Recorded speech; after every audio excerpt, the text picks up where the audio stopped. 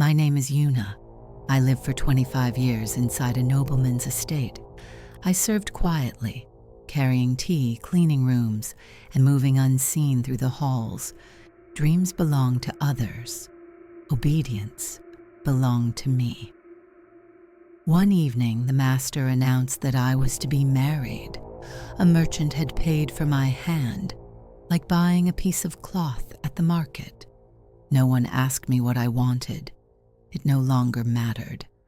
That night, I packed a small bundle of food and slipped through the servants' gate. The mist covered the fields, and the stars disappeared behind thick clouds. I did not know where I was going. I only knew I could not stay. Each step tore me farther from the life I had known.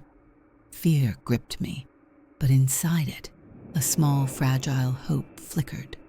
The forest rose before me, thick and black like a wall. Branches scratched my arms, and the mud clung to my sandals. The cold seeped into my bones, but I did not dare turn back. Hours passed as I stumbled deeper into the woods. I prayed with every step for shelter, for something to save me from the night. Through the darkness, I saw it, a small light flickering between the trees. Not the cold light of stars. It was warm, alive. I pushed through the thick brush, heart pounding in my chest. The trees opened into a small clearing. There stood a hunting cabin, worn but still strong. Smoke curled from its chimney, and the windows glowed with golden light. The door hung slightly ajar, as if waiting for someone to enter. Relief and caution warred inside me. I climbed the few wooden steps to the porch. The wood creaked under my weight.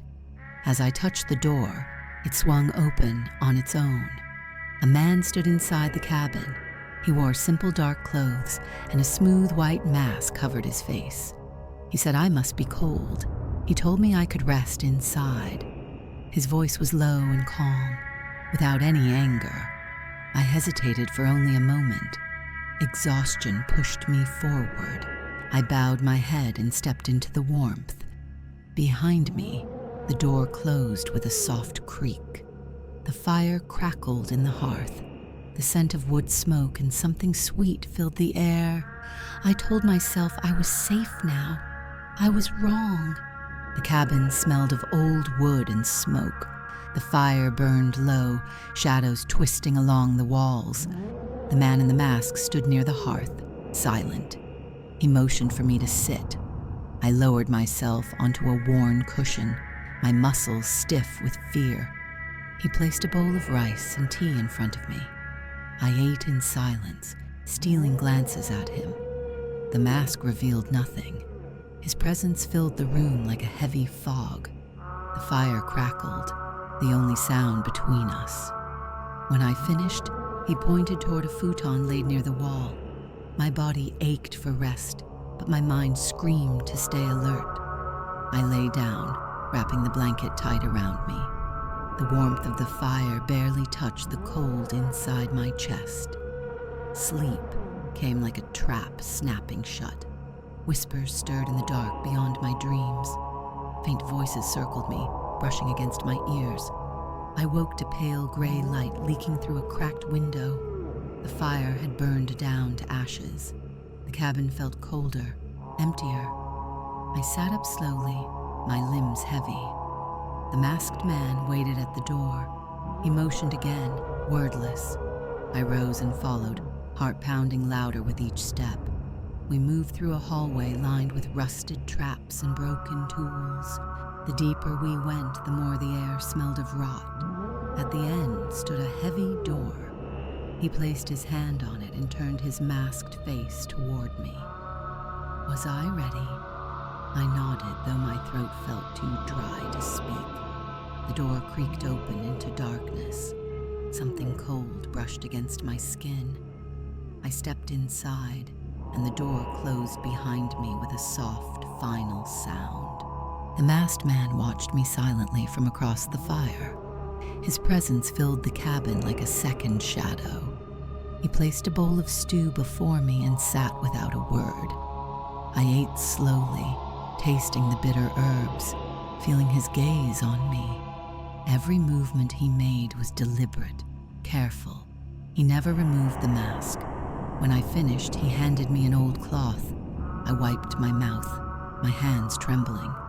He stood and brought an instrument, a shamisen, dusty and cracked. The melody he played was slow, broken, almost like a mourning song. I closed my eyes, letting the sounds coil around my fear. When I opened them, he was kneeling closer.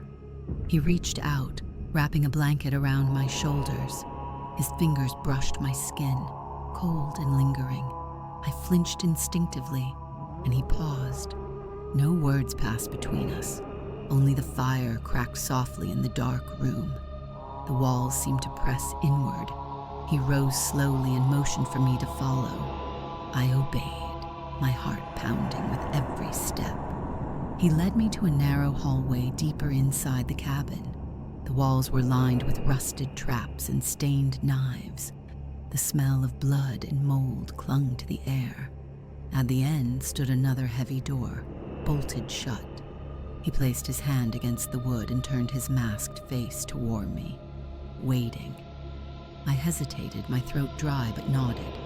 The door creaked open. Cold air rushed out, thick with rot.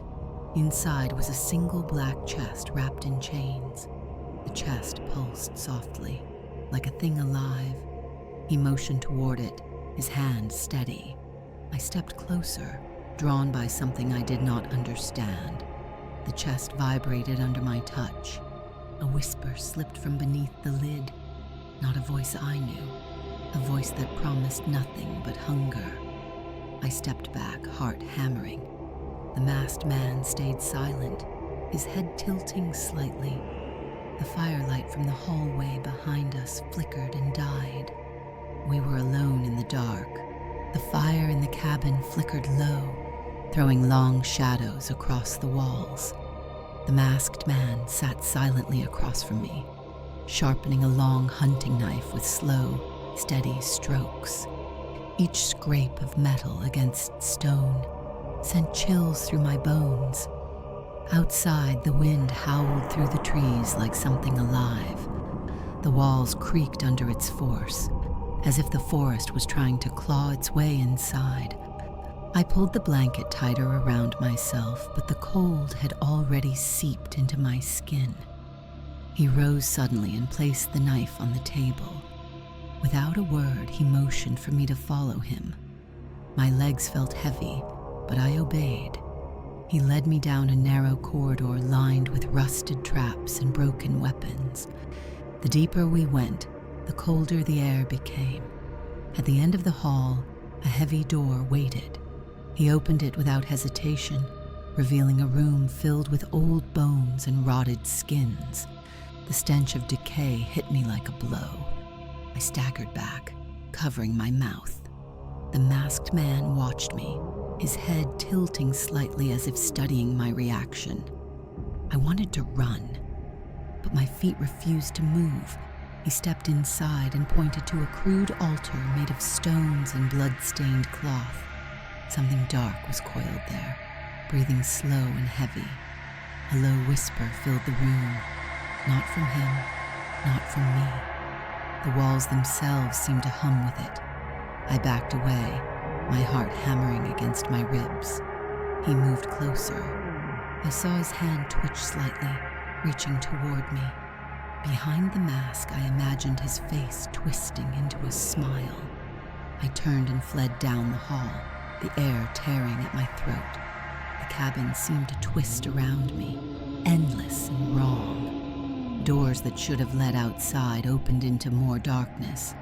Whispers chased me through every room. Shadows clutched at my clothes, tugging me back. I stumbled into a small storage room filled with broken tools. I slammed the door shut and pressed my back against it, gasping for air. Footsteps scraped outside, slow and deliberate. He was hunting me. Through a crack in the door, I saw him moving past. His mask turned toward me, sensing rather than seeing. I clutched the small dagger I found among the debris. My hand shook, but I held it tight. I knew he would not stop. Not until he finished whatever he had begun. The door slammed shut behind me. The sound echoed through the cabin like a drum beat. I turned, heart pounding, and found nothing but darkness. The hallway twisted unnaturally, stretching too long. The masked man's footsteps followed, slow and steady. I ran, crashing into walls that felt alive beneath my hands. Whispers rose from the wood, cold breath against my skin. I stumbled into the main room. The fire had gone out. Only ash and blackened logs remained. The shadows seemed to reach for me. I grabbed a broken chair leg from the floor, holding it like a weapon. The masked man appeared from the dark, his head tilted, the mask cracked. He moved without sound, hands reaching. I swung the chair leg wildly. It cracked against his shoulder, but he did not flinch. A low, inhuman growl rumbled from behind the mask.